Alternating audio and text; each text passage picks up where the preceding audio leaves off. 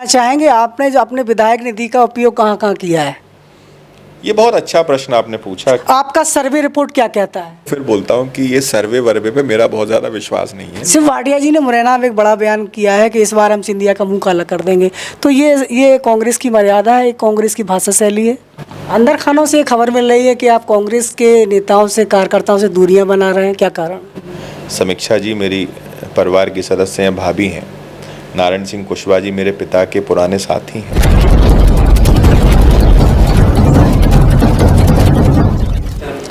नमस्कार, आपकी जन अदालत न्यूज़ से मैं हूं राजा भैया पाल। मैं इस समय ग्वालियर चंबल संभाग के दौरे पर हूं, जहां वर्तमान विधायक प्रवीण पाठक कांग्रेस से हमारे साथ जुड़ेंगे, उनसे बात करते हैं। आपकी जन अदालत न्यूज़ के एक्सक्लूसिव इंटरव्यू में आज के हमारे खास गेस्ट, स्वागत है हमारे चैनल पर। बहुत बहुत धन्यवाद आपका।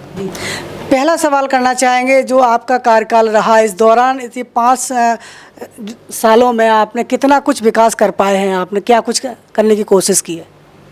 देखिए, ग्वालियर दक्षिण विधानसभा में मुझसे पहले लगभग 20 वर्ष तक भारतीय जनता पार्टी के विधायक थे, और मुझे कहने में कोई संकोच नहीं है कि 18 साल की भारतीय जनता पार्टी की सरकार, 20 साल भारतीय जनता पार्टी के विधायक, उसके बाद भी ग्वालियर दक्षिण विधानसभा में, जो कि शहरी विधानसभा है और ग्वालियर की मुख्य विधानसभाओं में से एक है, उन्नत विधानसभा है, उसमें शासकीय विद्यालयों में बच्चों को बैठने के लिए टाट पट्टी भी नसीब नहीं थी। उस हालात में मुझे विधानसभा मिली है, और आज मुझे ये कहते हुए फ़ख्र भी होता है, और इसके लिए मैं अपने ग्वालियर दक्षिण विधानसभा के सभी अपने परिजनों को भी इस बात के लिए धन्यवाद देता हूँ कि उन्हीं के आशीर्वाद से और उनके स्नेह और प्रेरणा के कारण हम पिछले 4.5 साल में इस विधानसभा को बेहतर और उन्नत बनाने में कामयाब हुए हैं। आज ग्वालियर दक्षिण विधानसभा में 1000 बिस्तर का अस्पताल बन के खड़ा हुआ है स्वाभिमान के साथ, जो कि पूरे ग्वालियर चंबल संभाग में अपने आप में एक ऐतिहासिक नज़ीर पेश करता है। मुझे ये कहने में भी कोई संकोच नहीं है कि ग्वालियर दक्षिण विधानसभा के जो हमारे शासकीय विद्यालय हैं, जहाँ एक ज़माने में स्थिति ये होती थी कि पानी की टंकी छतों पर इसलिए नहीं रखी जाती थी कि पता नहीं कब छत टूट जाए, ऐसी शासकीय विद्यालयों के इंफ्रास्ट्रक्चर की हालत थी। आज वर्तमान में स्थिति है कि ग्वालियर दक्षिण विधानसभा में जो शासकीय विद्यालय हैं, उनमें एडमिशन्स के लिए लाइन लगी हुई है, वेटिंग है, एडमिशन उपलब्ध नहीं है। लोग प्राइवेट स्कूलों से अपने बच्चों को निकाल के ग्वालियर दक्षिण विधानसभा के शासकीय स्कूलों में भर्ती कर रहे हैं। मैं जब विधायक बना तो हमारे यहाँ सबसे बड़ा अस्पताल महिलाओं के लिए और बच्चों के लिए कमला राजा था। उस अस्पताल की हालत ये थी कि वहाँ का जो ऑपरेशन थिएटर होता था, उसमें ज़मीन से चूहे निकल के आ जाते थे। बच्चों का जो आईसीयू होता था, छोटे छोटे बच्चों के शरीर के अंगों को काट लिया जाता था चूहों के द्वारा। इस हालात में मेरे को ग्वालियर दक्षिण विधानसभा में कमला राजा अस्पताल मिला। आज मुझे ये भी मैं फ़ख्र के साथ कहता हूँ कि उस अस्पताल में पहले से काफ़ी कुछ परिवर्तन आए हैं। विकास के मायने में ग्वालियर दक्षिण विधानसभा अब पहले से कई गुना आगे है, और ये तब है जब हम लोग विपक्ष में हैं, सरकार हमारी नहीं है। और ये जितना भी आपको ग्वालियर दक्षिण विधानसभा में दिख रहा है, ये सबकी जो नींव रखी गई थी, ये मध्य प्रदेश की 15 महीने की कांग्रेस की सरकार में रखी गई थी। अभी अभी आपने बताया कि आपने 1000 बिस्तर का हॉस्पिटल की बड़ी सौगात ग्वालियर दक्षिण में दी है। ज्योतिरादित्य सिंधिया जी कह रहे हैं कि ये सौगात उनकी है, उन्होंने की है।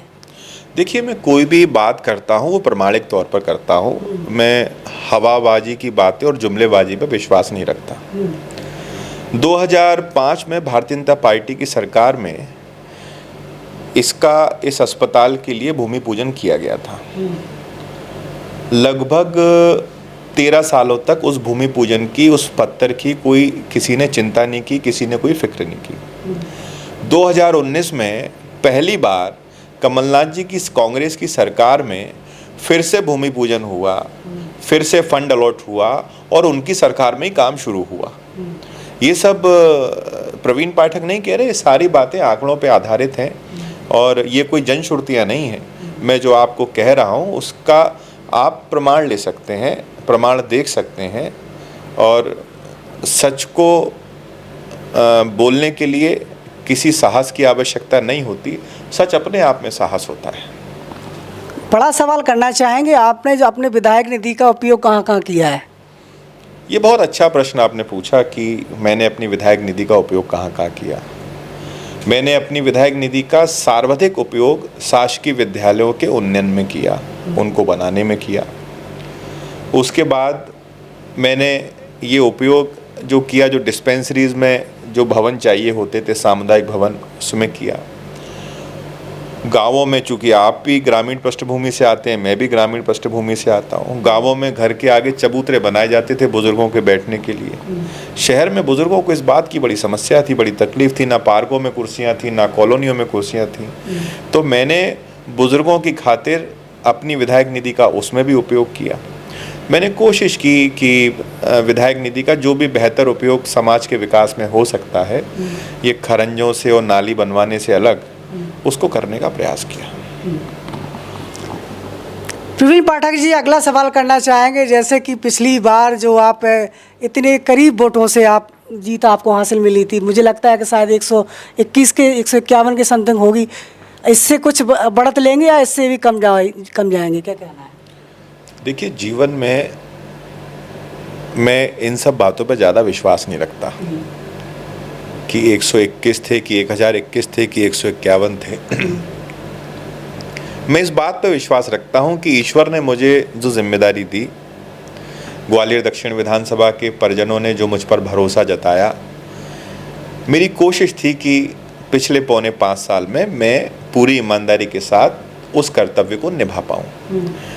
ऐसे तो कई सारे लोग हैं जो हजारों मतों से जीते और उसके बाद भी उन्होंने लोकतंत्र की हत्या की, लोगों के विश्वास पर खंजर भोंका और उनके द्वारा दिए गए वोट को करोड़ों में बेच दिया। मुझे इस बात का गर्व है और ग्वालियर दक्षिण विधानसभा के एक एक नागरिक को, एक एक मेरे परिजन को इस बात का फक्र है कि उन्होंने जिस विधायक को, जिस दक्षिण के बेटे को अपनी विधानसभा से चुना, वो बिका नहीं नोटों में, वो टिका रहा अपने सिद्धांतों पर, वो टिका रहा ग्वालियर दक्षिण विधानसभा के हमारे परिजनों के विश्वास पर। और मुझे ये इस बात की खुशी है, इस बात का फक्र है, इस बात का गर्व है कि आने वाली पीढ़ी को एक नई दिशा देने का मैंने प्रयास किया और समाज में ये स्थापित करने का प्रयास किया कि आज भी मुझ जैसा युवा करोड़ों में बिकता नहीं है, लालच में आता नहीं है, अपने सिद्धांतों पे और नैतिक मूल्यों पर राजनीति करता है। लोग कहते हैं कि प्रवीण पाठक तो जो है समीक्षा गुप्ता के इलेक्शन की घटना घटी थी उसमें जीत गए, बेचारा कैसे जीत पाता? देखिए, मैं इन जनश्रुतियों पे ज़्यादा विश्वास नहीं करता। समीक्षा जी मेरी परिवार की सदस्य हैं, भाभी हैं। नारायण सिंह कुशवाहा जी मेरे पिता के पुराने साथी हैं। मैं कभी नहीं मानता कि हम लोगों में चुनाव में कोई जंग हुई। मैं लोगों के दिलों को जीतने के लिए लड़ता हूँ, चुनाव जीतने के लिए कभी नहीं लड़ता। प्रवीण पाठक जी, आपका विजन क्या है? अगला यदि आपको दोबारा से जनता चुनती है तो क्या विजन आपने सोच के रखा है? 2018 में जब मैं चुनाव लड़ने के लिए आया था, कांग्रेस पार्टी ने मुझे अपना अधिकृत प्रत्याशी ग्वालियर दक्षिण से घोषित किया था। तब मैंने स्वयं का ग्वालियर दक्षिण को लेकर अपना एक मैनिफेस्टो बनाया था और वो विज़न जो था, वो मैनिफेस्टो जो था, वो ग्वालियर दक्षिण के विकास में अपने आप में मुझे लगता है संपूर्ण था। 15 महीने की सरकार में मैंने कोशिश भी की और उस मैनिफेस्टो के काफ़ी कुछ अंशों को पूरा भी किया। 2023 में इस बार मुझे लगता है और पूरी संभावना भी इस बात की है कि मध्य प्रदेश में नतीजे चौंकाने वाले होंगे। कांग्रेस की सरकार भारी बहुमत से बनेगी और ग्वालियर दक्षिण विधानसभा जो पिछले 20-22 वर्षों से काफ़ी पिछड़ गई है, वो उन्नति की मार्ग पर आगे बढ़ेगी। आप क्या चैलेंज करते हैं, कितने वोटों से जीत सकते हैं चुनाव? अरे, मैं चैलेंज करने वाला कौन होता हूँ? मैं तो एक बहुत छोटा सा शख्स हूँ जो ईश्वर की कृपा से और ग्वालियर दक्षिण के परिजनों के आशीर्वाद से आपके समक्ष बैठा हूँ। ग्वालियर दक्षिण की जनता के आशीर्वाद और स्नेह के कारण मुझे ये अवसर प्राप्त हुआ है। ये तो ग्वालियर दक्षिण के मेरे परिजन ही तय करेंगे कि उनका बेटा आने वाले चुनाव में कितने मतों से विजयी रहेगा। अंदर खानों से खबर मिल रही है कि आप कांग्रेस के नेताओं से, कार्यकर्ताओं से दूरियां बना रहे हैं, क्या कारण? नहीं, ऐसा तो कभी नहीं हो सकता। मेरे तो खून के एक एक अंश में कांग्रेस है। ये बात सच है कि पिछले 10-11 महीने से मैं कांग्रेस पार्टी के कई सारे कार्यक्रमों में नहीं जा पाता। उसका कारण ये है कि मैं लगातार अपने क्षेत्र में पदयात्रा कर रहा हूँ और एक एक घर पर जाकर अपने परिजनों से मिल रहा हूँ। इसकी जानकारी मैंने अपने शीर्ष नेतृत्व को दी है, उनके संज्ञान में सारी बातें हैं। तो क्या विजन लेके आप चल रहे हैं जनता के बीच में? किन मुद्दों पर आप चर्चा कर रहे हैं जिनको लेकर आप भाजपा से मुकाबला करेंगे? देखिए, कई बार ये जो मेरी पदयात्रा है इसको लोग राजनीतिक रूप दे देते हैं। लोगों को लगता है कि चुनाव जीतने के लिए पदयात्रा हो रही है, पर ऐसा नहीं है। मेरी जो पदयात्रा है ग्वालियर दक्षिण में, जो पिछले 10 महीने से चल रही है, जिसमें मैं लगभग 1700 किलोमीटर से ज़्यादा चल लिया हूँ, उसका एक जो मुख्य मकसद है वो ये है कि मैं देखना चाहता हूँ कि सरकार जो करोड़ों रुपए खर्च करती है, सरकार की जो योजना है जिसमें हजारों करोड़ रुपए खर्च होते हैं, उसके बाद भी आज ग्वालियर दक्षिण में आम आदमी एक समय के खाने के लिए विवश क्यों है? गरीबी क्यों है? क्यों गंदा पीने का पानी आता है? क्यों माता बहनों को अपने झुमके बेच के बिजली के बिल भरने पड़ते हैं? कहाँ ऐसे लूपहोल्स हैं, कहाँ ऐसी कमियां हैं सरकार की पॉलिसीज़ के इम्प्लीमेंटेशन में जिस कारण आम जनता को तकलीफ़ हो रही है, परेशानी हो रही है? अपनी पदयात्रा के माध्यम से मैं जानने की कोशिश करता हूँ और प्रतिदिन पदयात्रा के बाद खुद का एक डॉकेट तैयार करता हूँ और उसमें अपने अनुभव लिखता हूँ। मुझे पूरा विश्वास है कि ईश्वर जिस दिन अवसर देगा, ये पदयात्रा नीति निर्धारण में और पॉलिसी मेकिंग में बहुत काम आएगी। आपको किस तरीके का समर्थन मिलता है जब आप पदयात्रा में जाते हैं? जैसा एक दिन भर काम करने के बाद बेटा अपने घर में जाता है और जितना लाड़ उसको माँ का मिलता है, दादी का मिलता है, पिता का मिलता है, बुजुर्गों का मिलता है, उतना ही प्यार मुझे ग्वालियर दक्षिण विधानसभा के हर एक घर में मिलता है। और मैं ईश्वर के प्रति इस बात के लिए सदैव कृतज्ञ रहूँगा, सदैव आभारी रहूँगा। एक सवाल करना चाहेंगे, विधायक, आप तो विधायक हैं ही, मैं लोगों से पूछता हूँ विधायक क्यों बनना चाहते हैं? तो एक विधायक होने के नाते क्या कर्तव्य होना चाहिए एक जिम्मेदार प्रतिनिधि की? देखिए, विधायक हो चाहे सांसद हो चाहे पार्षद हो, लोकतांत्रिक प्रक्रिया में ये सभी लोग जनता के प्रतिनिधि होते हैं।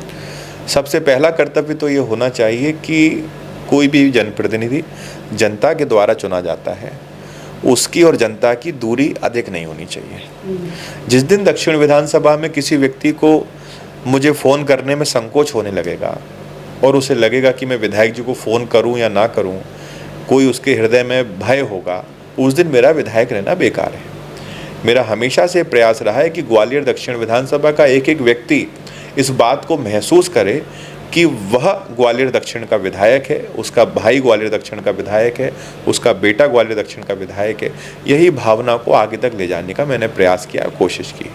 प्रवीण पाठक जी, ग्वालियर की 34 सीटों पर यदि हम जाएं तो कितनी सीटों पर आप जीत का करते हैं? देखिए, ये बात तो सच है कि मैं कोई ज्योतिषी तो नहीं, पर फिर भी जिस प्रकार का माहौल पूरे ग्वालियर चंबल संभाग में मेरे को दिखता है, तो मुझे ऐसा लगता है कि पिछली बार कांग्रेस पार्टी की जितनी सीटें आई थीं उसमें कम से कम 2-3 सीटों की और बढ़ोतरी होगी। 34 में से लगभग 30 सीटें कांग्रेस पार्टी की जीतने की संभावना बनती है। 4 सीटें कौन सी हैं जो हार सकती हैं? अब इस विषय पे मैं नहीं बोलना चाहता, ये तो शीर्ष नेतृत्व का काम। 30 सीटें गिनाई हैं, ये आकलन है। किसी के बारे में सकारात्मक टिप्पणी तो मैं कर सकता हूँ, नकारात्मक टिप्पणी करना मेरे स्वभाव में नहीं है। तो यहाँ पर प्रवीण पाठक जी का एक कहना है कि वो 30 सीटों का दावा करते हैं, लेकिन 4 सीटें उन्होंने कम बताई हैं। वो 4 सीटें कौन सी कम है, ये तो आप उन्होंने जवाब नहीं दिया है। प्रवीण पाठक जी, अगला सवाल आपसे करना चाहेंगे। लोग कहते हैं कि ग्वालियर का चेहरा सिंधिया थे, जिनकी बुनियाद पर ये सीटें जीती थी, अब तो ये सीटें भी नहीं जीत पाएंगे, आप क्या कहना? देखिए, ग्वालियर का चेहरा कोई नहीं है। ग्वालियर अपने आप में सांस्कृतिक तौर पर, ऐतिहासिक तौर पर इतना समृद्ध शहर है कि उसे किसी के नाम की, किसी के चेहरे की आवश्यकता नहीं है। ग्वालियर को राजा सूर्यसेन के नाम से भी जाना जा सकता है, ग्वालियर को राजा मानसिंह तोमर के नाम से भी जाना जा सकता है, ग्वालियर को स्वर सम्राट तानसेन जी के नाम से भी जाना जा सकता है, ग्वालियर को सिंधिया परिवार के नाम से भी जाना जा सकता है। ये शहर किसी एक व्यक्ति विशेष का आधिपत्य का शहर नहीं है। ग्वालियर शहर अपने आप में सांस्कृतिक तौर पर बहुत समृद्ध शहर है और किसी एक चेहरे से इसे जोड़ना ग्वालियर के साथ बेईमानी होगी, नाइंसाफ़ी होगी। आपके कांग्रेस पार्टी के वरिष्ठ नेता सिंधिया जी को बार बार मंचों से गद्दार कह रहे हैं, तो क्या गद्दारी नजर आती है? तो वैसे क्या गलत कह रहे हैं? जिस व्यक्ति को उसकी माँ समान पार्टी ने इतना आगे बढ़ाया हो, जब उनके परिवार में उनके पिता नहीं रहे हों, तब पूरी पार्टी के शीर्ष नेतृत्व ने उस युवा को बच्चे की तरह पाला हो, संबल दिया हो और राजनीतिक शीर्ष पर पहुंचाया हो, जब ऐसा व्यक्ति, जब पार्टी को सबसे ज़्यादा उनकी आवश्यकता थी, इस समय अपनी पार्टी को इस प्रकार से छोड़ के चले जाएंगे, तो कौन नहीं गद्दार कहेगा? उसमें गलत क्या कहा गया? सिंधिया जी कह रहे हैं कि हमने किसानों के लिए गए हैं, अतिथि शिक्षकों के लिए गए। कमलनाथ जी ने कहा सड़क पर उतर जाओ, तो उन्होंने कहा उतर जाओ। बड़ा अच्छा प्रश्न पूछा आपने कि सिंधिया जी कहते हैं वो किसानों के लिए गए हैं, अतिथि शिक्षकों के लिए गए हैं। मैं जानना चाहता हूं कि उन्हें गए हुए लगभग अब 3.25 साल हो गए हैं। क्या हुआ किसानों का? क्या हुआ अतिथि शिक्षकों का? आप खुद देख लीजिए। आज तो वो अतिथि शिक्षक अपने सर मुंडवा रहे हैं भोपाल में जाके, इसी भारतीय जनता पार्टी की सरकार में। किसान आत्महत्या कर रहे हैं कर्ज के कारण। खाद नहीं मिल रही है, पानी नहीं मिल रही है, लाइट नहीं मिल रही है। सच बात यह है कि वो जिस लिए गए थे, जिस कारण से गए थे, उन्हें वो प्राप्त हो गया। इस पर ना मुझे कुछ कहना, ये जनता सब जानती है। जनता बेवकूफ़ नहीं है। लोग जनता को ये समझते हैं कि पब्लिक को समझती नहीं है। मैं फिर कहना चाहता हूँ कि जो लोग, जो जनता आपको फर्श से अर्श पर बिठा सकते हैं, वो अर्श से फर्श पर किसी को लाने में 1 मिनट भी नहीं लगाएंगे। आपके पार्टी के वरिष्ठ नेता हैं शिव भाटिया जी ने मुरैना में एक बड़ा बयान किया है कि इस बार हम सिंधिया का मुंह काला कर देंगे। तो ये कांग्रेस की मर्यादा है, कांग्रेस की भाषा शैली है? देखिए, मुंह काला करने का अर्थ ये नहीं है कि काले पोत देंगे। हमारी हिंदी के मुहावरों में मुंह काला करने का अर्थ होता है, यदि कोई गलत काम करता है तो लोग कहते हैं कि मुंह काला करके आ गए। सिंधिया जी ने जो किया है वो सबको पता है। उनका मुंह काला करने की किसी को आवश्यकता नहीं है, उन्होंने स्वयं अपने हाथों से कर लिया है। कांग्रेस को जब सिंधिया जी बीजेपी में आ गए तो आप गद्दार होने लगे। इतने साल वो कांग्रेस में उनकी भागीदारी रही है, कई पदों पर रहे हैं, तब याद क्यों नहीं आई कि सिंधिया जी, झांसी की रानी, ये सब? अब इतिहास क्यों बता रहे हैं कांग्रेस के नेता? पहले इतिहास क्यों नहीं याद आया आप लोगों को? देखिए, इतिहास तो कभी बदलता नहीं है। इतिहास तो जो है वो रहता है। मुझे याद है कि आप तो भिंड से ताल्लुकात रखते हैं। बाय इलेक्शन में शिवराज सिंह चौहान जी ने चीख चीख के सिंधिया परिवार का इतिहास मंचों से बोला था। भारतीय जनता पार्टी के एक नेता हर वर्ष लक्ष्मीबाई की समाधि पे बड़े बड़े कार्यक्रमों के आयोजन करते हैं, कवि सम्मेलन करते हैं। वहाँ पूरे देश से कवियों को बुलाया जाता है सिर्फ इस बात के लिए कैसे वो सिंधिया खानदान को बुरे वाला कह सकते हैं, कोस सकते हैं। ये सब तो जो इतिहास में दर्ज है, ना उसको कांग्रेस बदल सकती है, ना भाजपा बदल सकती है, ना प्रवीण पाठक उन शिलालेखों को परिवर्तित कर सकता है, उन भाल अंकों को ढक सकता है। जो इतिहास में दर्ज है वो दर्ज है। वो सत्य पूरी दुनिया के सामने है, पूरी जनता के सामने है, पूरे विश्व के सामने है। न केवल शिव भाटिया जी के कहने से या कांग्रेस के किसी बड़े नेता के कहने से वो गद्दार होने वाले हैं, और ना भारतीय जनता पार्टी के लोगों के कहने से वो ईमानदार होने वाले हैं। इतिहास में सब दर्ज है कि सिंधिया जी किस स्थिति में, कहाँ, कैसे कैसे इतिहास ने उनको दर्ज किया है। ये सब लोग सब जगह पढ़ सकते हैं, देख सकते हैं। तो आपकी जन अदालत इसके एक्सक्लूसिव इंटरव्यू में लगातार हमारे साथ ग्वालियर दक्षिण से प्रवीण पाठक विधायक हमारे साथ बने हुए हैं। आपका सर्वे रिपोर्ट क्या कहता है? देखिए, मेरा सर्वे, मैं आपको फिर बोलता हूँ कि ये सर्वे वर्वे पे मेरा बहुत ज़्यादा विश्वास नहीं है। मैं तो अपना पूरा काम बहुत ईमानदारी से करता हूँ। पिछले 4 साल 8 महीने में मैंने एक भी छुट्टी नहीं ली है। मैं लगातार जनता के बीच हूँ, लगातार कार्य कर रहा हूँ। और जब राजा भाई, ये तो आप भी जानते हैं कि जब कोविड में, जब कोरोना काल में पूरे भारतीय जनता पार्टी के बड़े बड़े नेता घरों में छुपे हुए थे, तब ग्वालियर दक्षिण का ये बेटा पूरे ग्वालियर चंबल संभाग में संघर्ष कर रहा था अपने परिजनों को बचाने के लिए। कभी अस्पतालों में खड़ा था, कभी रेमडेसिविर इंजेक्शनों की व्यवस्था कर रहा था, कभी ऑक्सीजन टैंकर लाने की व्यवस्था कर रहा था। मैंने तो जो अपना बेहतर, अपना सर्वश्रेष्ठ मैं ग्वालियर दक्षिण के लिए दे सकता था वो देने का प्रयास किया है। ये सर्वे वर्वे पे मेरा बहुत ज़्यादा यकीन नहीं। हाँ, मुझे इस बात का विश्वास है कि ग्वालियर की जनता का, ग्वालियर दक्षिण विधानसभा के परिजनों का जो स्नेह मुझे मिलता है वो शायद आज तक इतिहास में किसी और को नहीं मिल पाया होगा। तो आपकी जन अदालत इसके एक्सक्लूसिव इंटरव्यू में ग्वालियर दक्षिण से प्रवीण पाठक हमारे साथ बने हुए थे। हमने तमाम सवालों को लेकर उनसे चर्चा की। इसके बाद भी आपका कोई सवाल है तो कमेंट बॉक्स में लिखिएगा। जुड़े रहिए हमारे साथ। नमस्कार। नहीं उतरूंगा, नहीं उतरूंगा। मम्मा भूख लगी है। हाँ हाँ बना रहे हैं।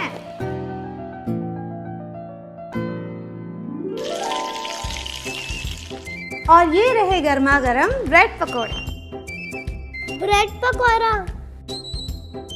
रसोई में लाइए रसखानी मस्टर्ड ऑयल और घर में खुशियाँ जो दिल की बीमारियों को रखे आपसे कोसों दूर। इसमें विटामिन ए, डी और ई भी है विथ मूफा एंड ओमेगा 3। रसघानी कच्ची घानी प्योर मस्टर्ड ऑयल, वचन शुद्धता। रसघानी कच्ची घानी प्योर मस्टर्ड ऑयल।